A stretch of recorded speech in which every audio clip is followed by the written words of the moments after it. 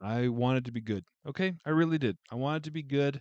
I was planning on being good. I went to the bookstore to get one book, just one, The Fall of Hyperion, right? Because I'm doing it for a book club. And so I wasn't going to check the dollar rack. I wasn't going to shop. I didn't grab a basket. I just went in straight to the Dan Simmons section.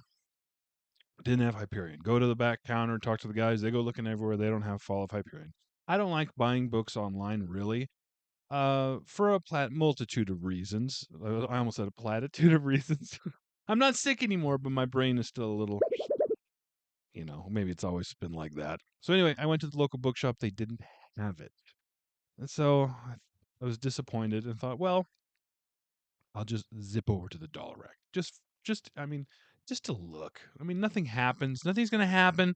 And unfortunately, because I keep the dollar rack picked pretty clean. Like, and it's not clean. I mean, it's obviously there's hundreds of titles there, but I have them all. And so, but I walked by the dollar rack and they had done some restocking. And so I thought to myself, well, I don't want to leave empty handed. Long story short, I talked myself into buying a bunch of books. Enough rambling on. Let's get to the book haul. Here we go. Return of the Dollar Rack. Right off the bat, I'm going to get these three out of the way because I didn't bring my list. And I know what you're going to say. Like, Jake, every time you don't bring your list, you end up buying the same book over and over again. Well, I know I didn't bring my list. I just went there for one book. But anyway, so I bought 3 books that I already had. I got One Against Time by, it's having a hard time focusing. I'll put it here, so if it doesn't focus here, don't worry about it. By Astron del Martia.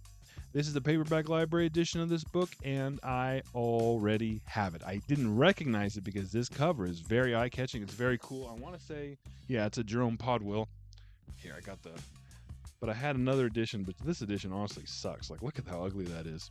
So I'm happy with this. Like, I think I still would have done it because it's just such a cooler cover. But yeah, about the same book again. I saw Far Sunset by Edmund Cooper for $1. And I thought to myself, oh my gosh, is there an Edmund Cooper I didn't have? I thought I had all of his books. And I did. I did have all his books. And so this one's going to go for either a giveaway or I'll, send it to do a trade with some fellow booktubers. Alan E. Nourse, The Universe Between. Now, I have passed this one the last 6 months I go to that shop. The reason why is there are 9 of these there, 9 in a row. I mean, I thought it was, and they're kind of sandwiched in between like some Perry Roden and Cap Kennedy and these big long series. So I thought it was a series until I looked. I said, no, they just have 9 copies of this exact same book, which is wild.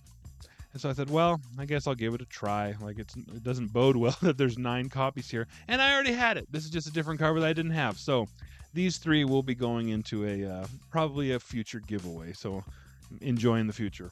All right, let's get to the meat of this, shall we? I have The Day the Oceans Overflowed. This is a Monarch book. This is written by Charles Fontenay. And I don't have anything by Charles Fontenay, so I bought it. And the cover, I wasn't going to buy anything, and this is the first book I picked up, and I said, oh my gosh, I have to get this. Obviously it's 2021, or is that tidal wave? Not 2021, 2012. That's that one stupid John Cusack tidal wave movie. Which, is there a worse actor than John Cusack out there? Maybe, but he's top 5 for sure. But it cracked me up because the people's reaction to this tidal wave, like there's Dick Tracy here is just staring at it. The lady that's with him, I don't know what she's trying to do, but it looks like she's doing like a fist bump, like no tidal wave. And this guy here is dragging his wife. Come on, we gotta go. Why? What's the hurry? Honey, there's a huge tidal wave. Well, I'm tired. She's not having it. It cracked me up. And it was $1. Next up, Extrapleas by Alexander Malec. Not only do I not have anything by Malec, I've never even heard of Alexander Malec. You have never read science fiction like this before. Oh, these are stories. It must be a collection. Yep. Dazzling Tales of Tomorrow, told by Alexander Malec. This is a Curtis book. Here's the story of the oddball who comes up with the anti-gravity device and a disaster that ensues when he fails to sell it to Washington and mails the plans to Egypt. What? Alexander Malec. Let's give him a shot, shall we? Eric Charles Maine. Oh, I always do that. It's Charles Eric Maine. There's a Ballantine book. What's it called? Fire Past the Future. Fire Past the Future. The Quiet Little Bombshell. That was Agnes. What does that mean? I don't know. It's got a little bit of a lean to it. And honestly, the first one had a pretty severe lean to it. Let me show you guys. I didn't show you. Look at that. Look at that. That's a daddy lean. But honestly, I don't mind the lean. Some people see a lean and they go, yuck, I'm not touching that. I don't mind them. I don't mind the lean. That, to me, that means this book has been loved. This book has been adored. Either that or it was put in somebody's back pocket in a hot day and they sat down for a long time without realizing it. One of those things. But, you know, it doesn't mean that just because these books have leans doesn't mean they don't deserve love. They're still deserving of love. They still deserve a chance. If your child had a lean, would you still love your child? That's a good analogy right there. No flaws in that analogy. The best from fantasy and science fiction. 5th series. The 5th series. Now this one's dirty, but I can clean it up. But yeah, it's really dirty. It's edited by Anthony Boucher. Boucher. This is an ace. It's the short, stumpy style, but man, this guy's fat. Yeah, we got Arthur C. Clarke, Shirley Jackson, Asimov, Frederick Brown, Walter M. Miller Jr., Charles Beaumont, Matheson, Blish, Knight, Davidson, Henderson, DeCamp. Yeah. The author's roster reads like a who's who of fantasy and SF writers, and the cover's it's just fun. It's just a fun little cover. I like this little space helmet. And I like these old collections are fun. Okay, next. Images of Tomorrow by Charles Nuetzel. Nailed it. Charles Nuetzel. Images of Tomorrow. 13 science fiction stories and stories of adventure and satire, written by a new star in the sci-fi field. Okay. So that's why I'd never heard of Nuetzel before. It's his debut, it looks like. With great pride, Powell Sci-Fi introduces Charles Nuetzel. And this is a Powell book. Charles Nuetzel. Edmund Hamilton, The Valley of Creation. The Valley of Creation. More than humanity was at stake. Yeah, animals too. This is a lodestone science fiction novel. I've never heard of that publisher. Deep in the hidden valley of a weirdly beautiful land, Eric Nelson battled forces that seem both more and less than human. Well, that description is more and less vague. That doesn't make any sense.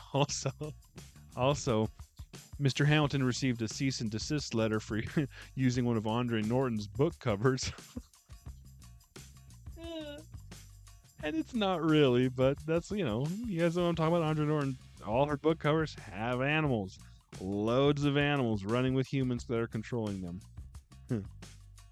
Oh, looks like this one had a pen or something in it. You see that? It's got a little cave there. What do you call that? I don't know. Call it somebody not taking good care of their books is what. Anyway, it was $1. Jack Williamson. The Legion of Time. The Legion of Time.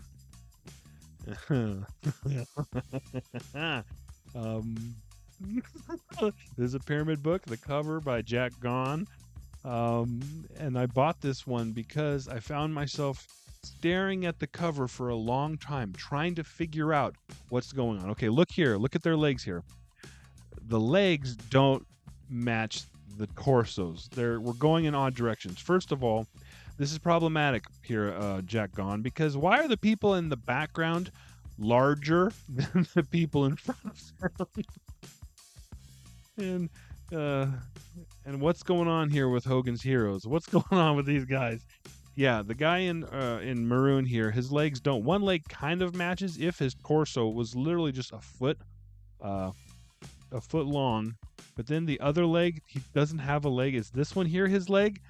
Why is this guy just bending over and the way that he the way that he drew, the way that these two guys are positioned is one of those optical illusions, that are like, whoa, this looked like it was somebody's arm or something, but it's something else. You know what I'm talking about? One of those things you have to look twice because they look inappropriate at first. It looks like this guy's giving the other guy a reach around. That's what I'm getting at.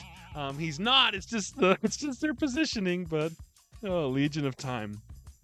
Watch I read it. That's actually what happens in there. Next up, Dancer's Illusion. Dancer's Illusion. Now, this is by Anne Maxwell. And I had the first Dancer's book, Fire Dancer. I had it somewhere.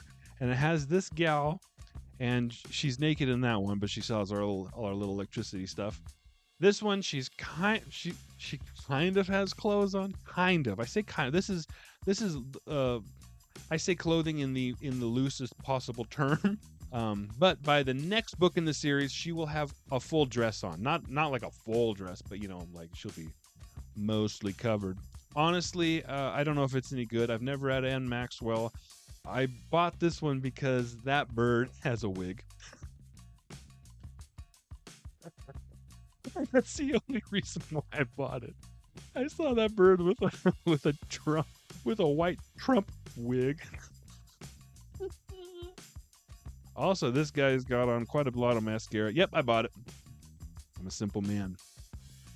Slater's Planet by Harris Moore. Have you guys ever heard of Harris Moore before?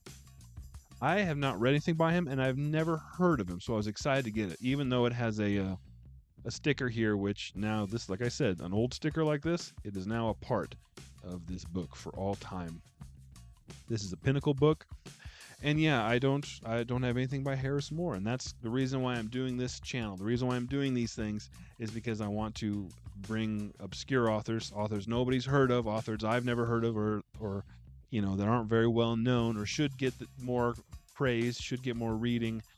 I probably shouldn't be reading this while I'm talking to you guys because I'm just rambling on. Anyway, this is what I'm looking for. Authors that I've never heard of, that most people haven't heard of, and I don't know who Harris Moore is, so... Speaking of authors I haven't heard of, The Stardust Voyages by Stephen Tall. Same thing. Never heard of Stephen Tall before. Have you guys? If you have, let me know in the comments.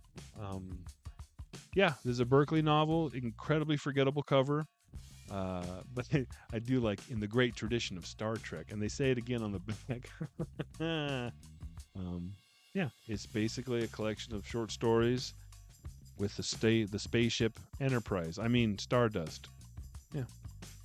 Stephen Tall. Likewise, I have never read anything by Theodore L. Thomas. Oh, it says right here on the back, it says, this is his first full-length novel. But anyway, Theodore L. Thomas, The Clone, also written by Kate Wilhelm, who was married to Damon Knight. This is a Berkeley medallion, and this era Berkeley and this era Dell, man, they love their clip art, don't they? God, it's hideous. Oh my gosh, it's hideous. Let's look at what we got here. We got some texture, some kind of, this looks like a lizard skin. That's just a rock. It says hoot here randomly. Hoot. Hoot. And this guy looks like he's... Oh, yuck. Hideous. Absolutely hideous. Clone. Cruising right along here. And all these, again, all these are $1. So if you're like, Jake, why'd you buy that? It's because it was $1. And I'm impulsive. The Throwbacks by Roger Sarac. The Throwback. Look at that guy. Beyond human experience. I keep forgetting to show you guys the back covers too. Sorry about that. If you want to see the back covers, too bad. I'm not starting over. This is a Belmont book. Don't have anything by Roger Sarac. Never heard of Roger Sarac. They lived in the 20th century, but belonged far back or far forward in time. Well, you already, by giving us the title that you did, You've eliminated the mystery. We know they belong back in time. The Throwbacks. Idiots. The cover is kind of fun. It's just a naked Dave Grohl who looks angry that the paparazzi is snapping a picture. Get out of my sky. This is a collection selected by Leo Margulies. It's got a particularly forgettable Powers cover. Get out of my sky. That was actually what one of the lines that Harrison Ford did in Air Force One. Get out of my sky. And they're like, no. Where's the script? Oh, I mean, get off my plane. I'm stupid. Why do you guys watch me?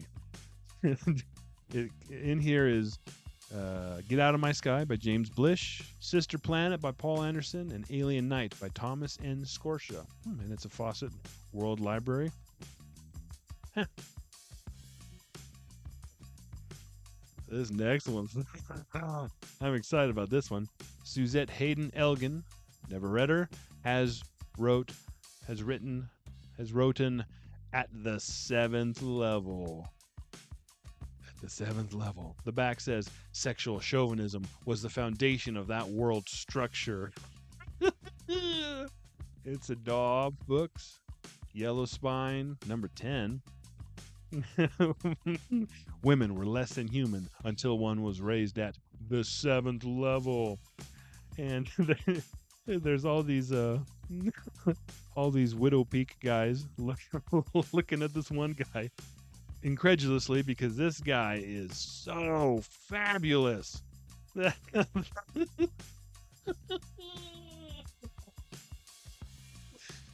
I was sold at the back cover.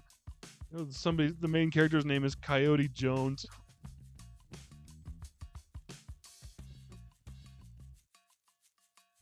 Oh, yeah, I'd have paid $3 for that one. Okay, The Da Vinci Machine by Earl Conrad. The Da Vinci Machine. And it's got a naked lady on the cover. A trip to the tomorrow world of obsolete man. This is a Curtis book. And I don't have anything by Earl Conrad. I'll get this. Cross the time dimension and enter an era of fantastic population explosion, an era where men such as Drinkwater are indulgently allowed to practice cannibalism, a world in which rock and roll star Ook Ook Ook is enlisted to unite a nation gone mad. This one is going right in the review stack. Go over there. It was so stupid. JT McIntosh has given us The Million Cities, and it's a bloody pyramid stripe. Oh, gosh.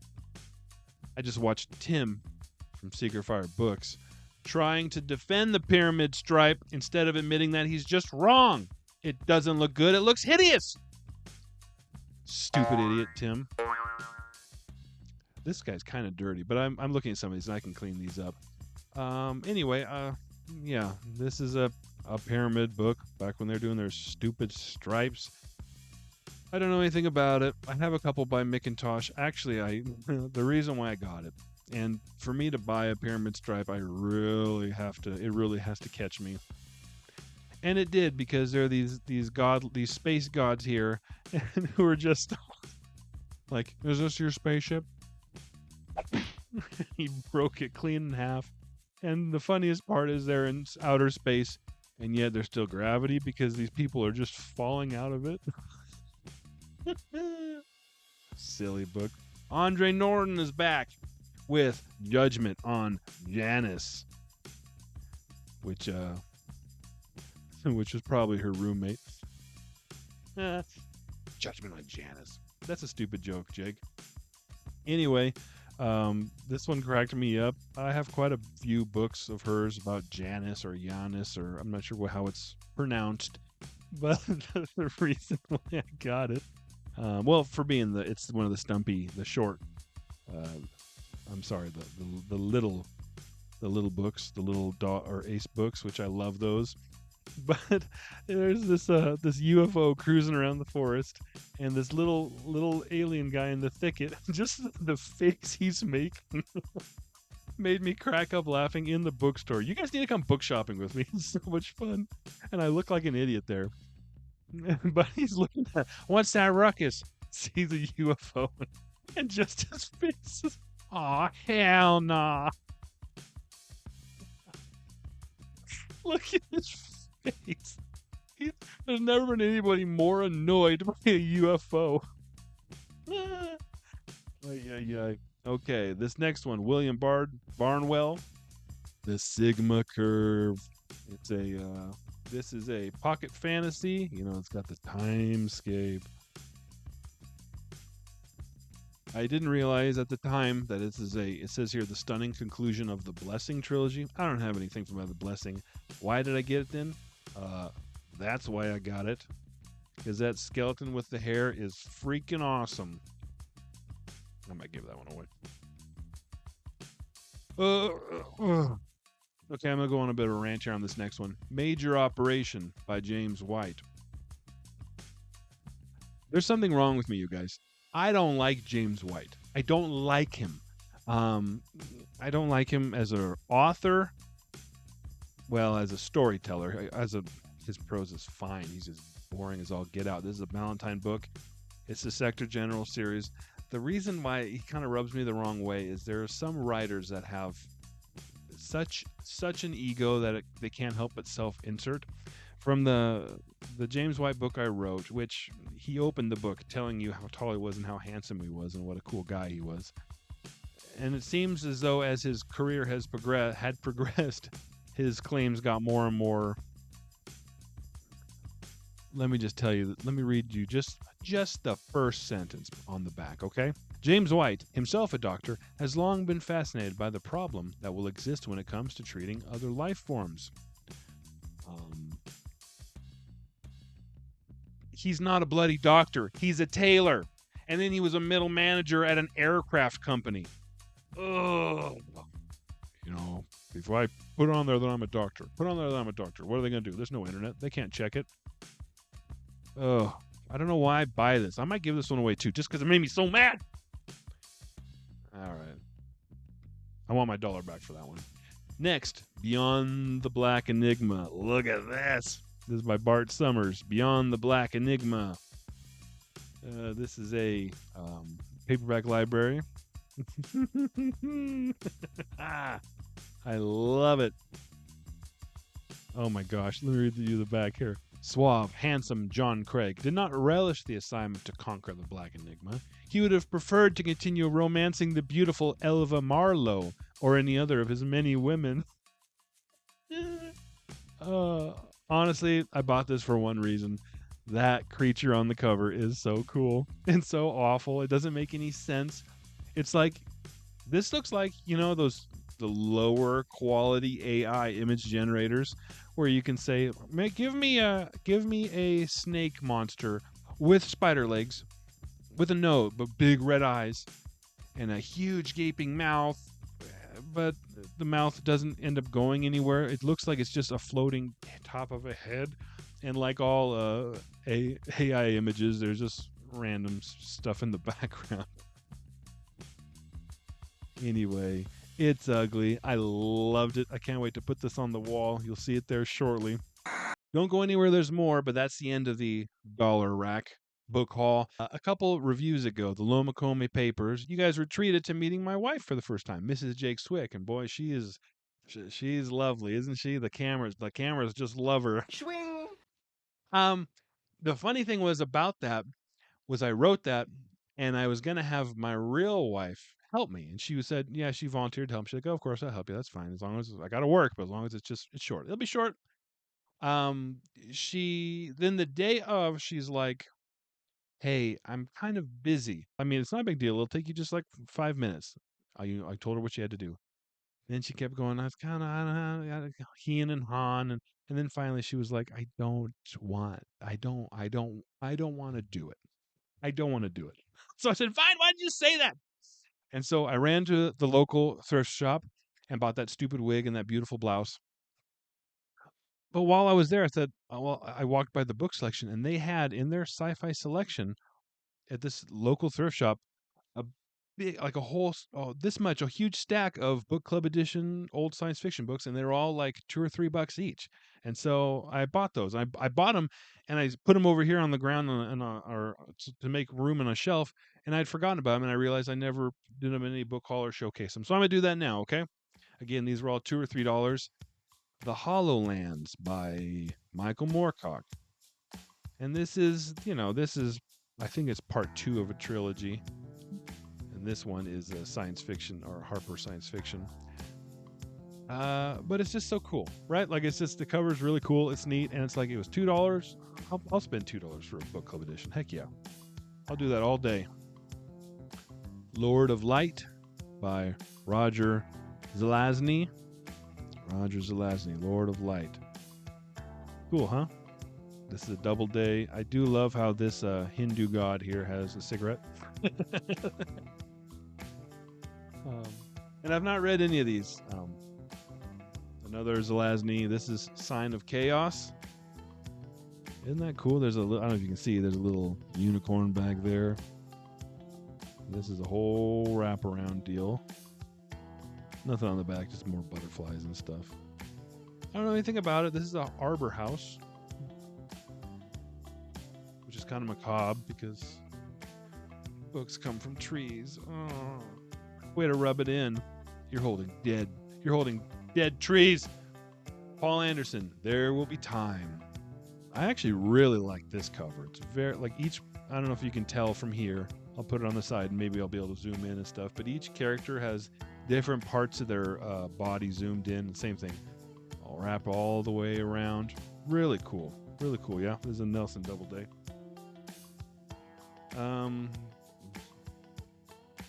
Frederick Pole. Next two are Frederick Pole, Heechee Rendezvous, and The Annals of Heechee. Jake, that's not how it's said. Grow up, you child. Anyway, these ones are both $2, and it's from the whole Heechee saga. They're out of order. I don't have like the first 2 Heechees. But, I mean, $2, right? And they're Del Rey's. I like book club editions a lot, actually. Some people don't like them. I think they're cool. John Brunner, The Shockwave Rider. Same picture on the back. Shockwave Rider. This is a Harper and Row. Yeah. This is just instructions on how to breathe. Put it in here. Oh, I can put it in here. The air goes in here. Food goes in here. Water goes... Something stupid, Jake. Another John Brunner. Players at the Game of People. That's nonsense. But we have a young Vince McMahon here, strutting his stuff down to the ring, looking cool. That's kind of cool, though, actually. This is another Nelson Doubleday. John Brunner is one of those authors. I have so many books by him, but I haven't read one yet. So, someday. Okay, this next one's fun. Robert Silverberg, Lord Valentine's Castle. Something just fell off of it when I picked it up. Lord Valentine's Castle. This is a fat boy, too. That was really cool. Look at that guy. This guy is a home. The harder I look, every time I focus on a different part, I fall more in love with this totally bananas cover. First of all, this horse creature, it's a little short. It looks like this guy's riding on a pony, but then you see the creature's face. And it's the little side eye. It's looking right at the camera like, can you believe this? And then I look and this guy is holding some kind of decorative eclair. But the best part of this guy is not his little upturned pixie nose. It's not his blouse, not his jester's blouse. It's not even his little twirly googly silly shoes. It's that saddle. That is the saddle. That is the star of Lord Valentine's Castle, is that preposterous saddle. I'm just kidding. Obviously, the best part of this book is this little gnome creature who looks like a little gnome, looks like just a tiny little dwarf or something, but he's got a bendy, googly tentacle arm. Whatever Lord Valentine's castle is, I'm all here for it. And Gordon R. Dixon, 3 to Dorsai. 3 to Dorsai. And we got this guy who's holding a couple floating heads with, it looks like he rolled around in some Legos. But this has it's 3 books in the Dorsai trilogy. Necromancer, which I have, Tactics of Mistake, which I have, and Dorsai, which I don't know if I have. But I thought it was cool that they're all here together. And yeah, there's another big fat boy, but shoot, $3. It's easy math. And, well, there you have it. More books I didn't need, but, you know, what is a need? Let's be honest here. Let's be existential here. What do we really actually need? But if you're like me, when you get a good stack of old books like this, you go, yeah, I needed these. At least that's what I tell my therapist.